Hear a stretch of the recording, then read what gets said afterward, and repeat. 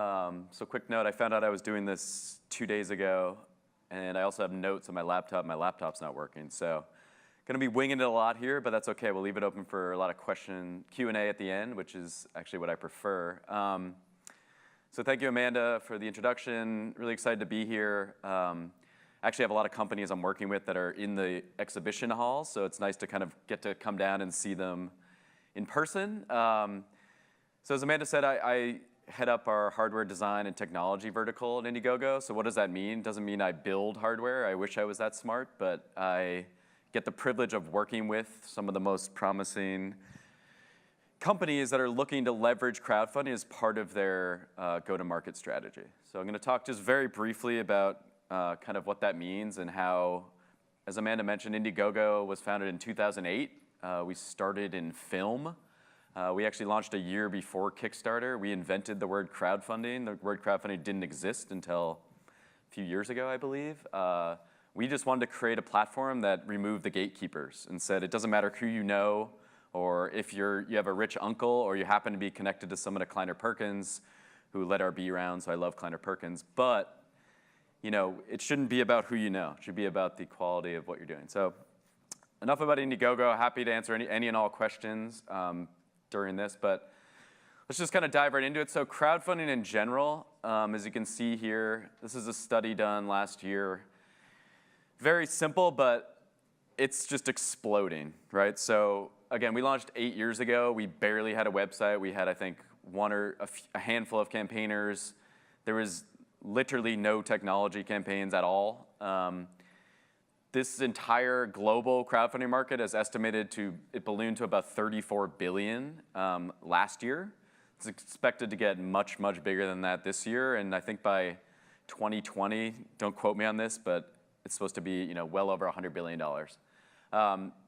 The vast majority of what we're finding on Indiegogo is that hardware and technology is making up the large sort of growth in overall crowdfunding.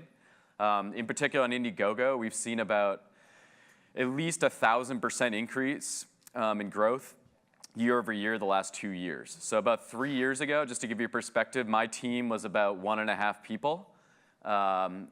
We had a baby on team, so the half person. But it's now about 10 people. That's just in the last year and a half, 18 months, 2 years. So we're putting resources into it because we're seeing the demand for it. So I'm going to talk about some what I call the early days. And even this wasn't early days. Keep in mind, we launched in 2008. I'm talking halfway through our company's life here. We first started seeing some of these real interesting wearables campaigners. So because this is the wearables track, I could talk about drones, I could talk about everything else, but I'm going to focus on wearables. Just a quick couple of case studies to kind of give you guys an idea of the types of companies using crowdfunding and also how they're leveraging crowdfunding. So this campaign, Muse, launched in 2012. I can't stress it enough. 2012 and crowdfunding, particularly for a technology company, was the absolute dark ages. It was almost unheard of to do it. Very, very, very difficult to raise money, even on crowdfunding. Raising $1 million was literally unheard of back then. This was again, I put there, so brain sensing headband. VCs turn down most people, but imagine walking into a meeting with an investor and saying, yeah, I have this brain sensing headband. No, I swear it works. It's great. Obviously, all of them said no. They all like to say, VCs like to say they like to take risks. They don't. They like to hedge their bets, and they want to see some sort of traction before doing it. So she couldn't raise any money. They're out of Toronto, really smart team, really interesting product. We knew it had potential. We had done our homework and talked to them. I'm going to jump right into the punchline here with the limited time here. But again, they raised almost $300,000 in Indiegogo from, I forget I should have put the number of people, but I think it was over 1,000 people. So clearly they validated demand for the product. They also have clearly raised money, which helped. And then, of course, the minute that happened, I can't remember the exact timing, but they quickly, and I mean quickly, like within a few months, had secured a $6 million Series A, and then quickly after that, had raised another $10 million. So this is what I mean by go-to-market. This is crowdfunding. I'm going to get into this a little bit more. It's really not about the money. The money is very important, but I believe Indiegogo has built the greatest market validation and market research platform around. So I can talk about that more, but this is what the product looks like today. You can go on their website. It's selling everywhere. It actually works. It's pretty cool. We've tried it. Another really good example, how many people have heard of the Misfit Shine? Probably, hopefully, yeah. Sunny, we love Sunny. He's amazing. If you ever want to talk to an amazing technology entrepreneur, I recommend Sunny. Very experienced entrepreneur, very savvy team. This one launched in 2013. Again, very early days in crowdfunding for technology. These were he had two kind of major questions at the beginning. They thought that people wanted an activity tracker, and this was before there were 1 billion activity trackers, right? This was still kind of a new idea, but they were pretty confident people wanted some sort of tracker for their activities. But they weren't really sure, well, okay, if they can validate that, then number 2 is how do they want to use it? And entrepreneurs sort of have these blinders on where you think you know what people want, but again, one of the great things about crowdfunding is you can actually go to your community and have them tell you how they want to use your product or what to do. So again, these guys raised almost $850,000. Again, in today's crowdfunding money, if I could extrapolate that out, that would be multiple millions of dollars. This was a massive amount of money, and still is, don't get me wrong, but this was unheard of back then. They raised a ton of money, but more importantly, from almost 8,000 people from 85 countries around the world. I'm gonna say that again, 8,000 people from 85 countries around the world. Okay, so we're a global platform. You're gonna get insight, but here's what they found out. They thought they knew everything. So I should take a step back. They launched this very simplistic product. You've probably seen it. You can buy it in the Apple Store everywhere. It was almost like that when it started. And then the one little thing they had was a sort of mini clip attachment that was very simplistic. And they had done their homework and they knew that people wanted to keep it simple, but they thought they'd want a clip so you could clip it to your shirt, just like I have the mic clipped here. But they weren't sure. Was that correct? Pretty soon, they found out through their crowdfunding campaign, people started writing in. You can comment on Indiegogo, not just put money in. They were like, hey, we want a bracelet, or I want to wear this on my necklace. And they had literally hundreds of responses asking for these 2 things. 1/3 of their contributors. So they said, okay, I guess we'll create that. Long story short, they created a necklace, attachment, other accessories. Indiegogo allows you to sort of, I know it's a dirty word, but upsell, which we're a business. We believe in you should sell. You can add different perks to your campaign throughout and say, hey, you pre-ordered the Misfit. How about paying another $25 for the necklace attachment? So they had a great success with that and raised a lot more money in their campaign. This was during the campaign. They also realized, this is kind of shocking to me. Sunny's a really smart guy, and I'm not saying they hadn't thought about it, but I don't think they realized where their market was completely. They really put all of their resources and time into the US market. They were convinced this is a US market, US product. 30% of their backers came from overseas. You can see on the back end of Indiegogo where people are coming from, specifically China. And they were like, well, this is crazy. This is in English. All these people want this product, though. Wow, we're amazed. So they shifted a lot of their marketing dollars to Asia, and again, their campaign took off. So this is real market research, right? The other interesting thing is they tested, you can sort of price test on Indiegogo, we like to say. If it doesn't work, then remove the perk, right? You can do whatever you want. So they tested the black color to sort of, I think it was $150, and then they walked the price up from $79 to $89 to $99, and then black was $129 or something. But they did all this price studies during the campaign, and that's actually how they came to their MSRP, which back then was $99. I'm not exactly sure what it sells for today, but it's around that. They actually didn't know how to price it, and they learned how to price it through their campaign. And they also learned that people actually were willing to pay more for a black color, for example, which they were surprised by. So again, we're talking about where this is going. So I don't know how many people saw this, but we're very proud of this. I mean, did we have everything to do with this? Absolutely not. Did we help? Sure. Misfit was acquired by Fossil Group a few months ago for $260 million. Okay, they started on Indiegogo, raised $900,000 or $850,000, and they just got bought for $260 million. Is that going to happen to everyone? Of course not.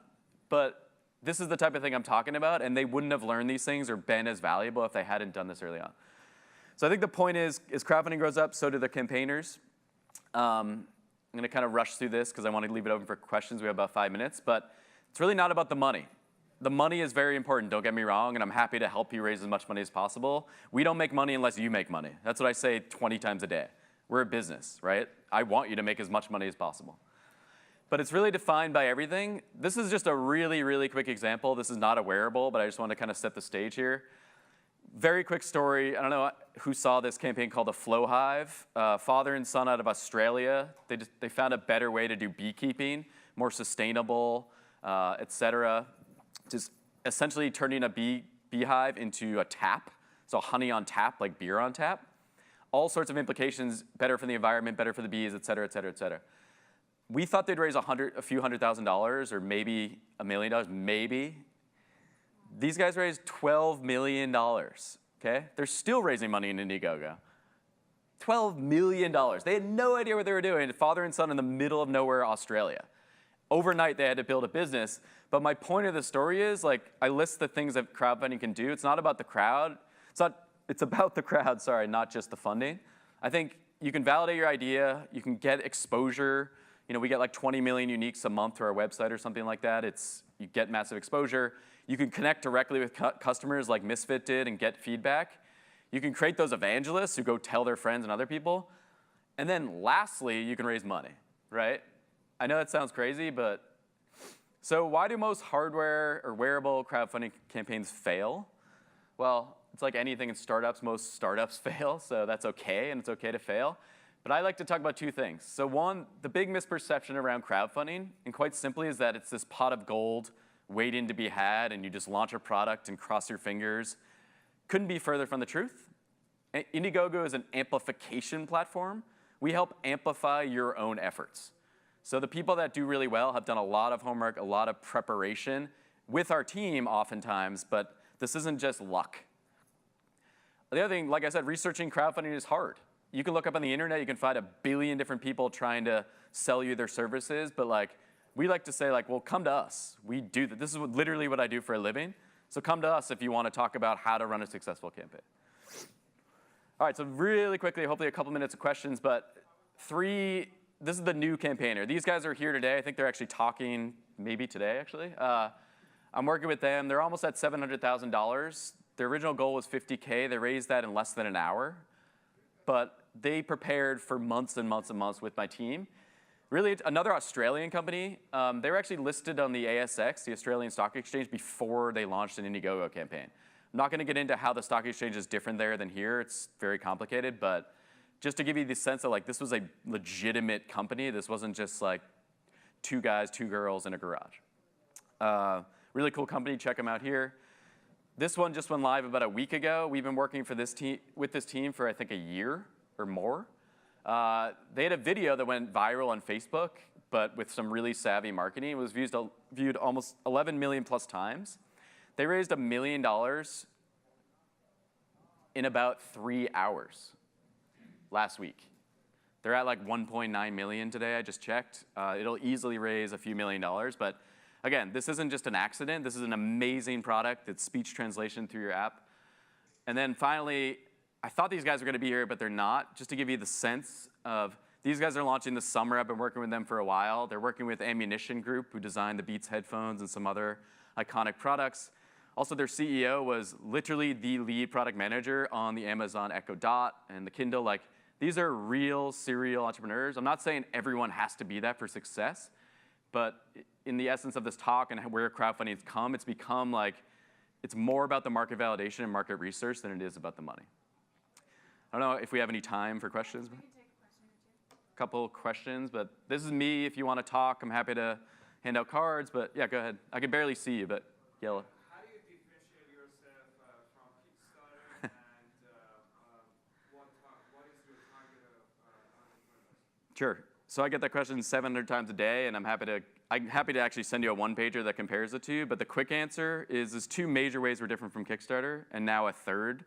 The 2 ways are the support. My team provides a ton of support. There's 10 of us, specifically in hardware and tech.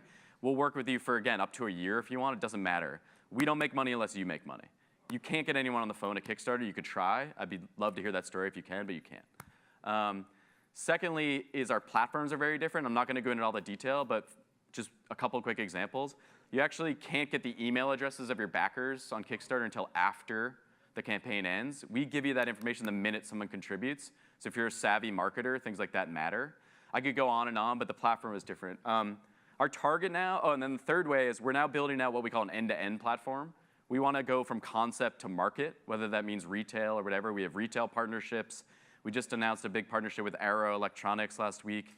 We literally want to help you manufacture or whatever you need to do to be successful. Kickstarter is strictly just for creators to be creative. We want to build an entrepreneur company building platform.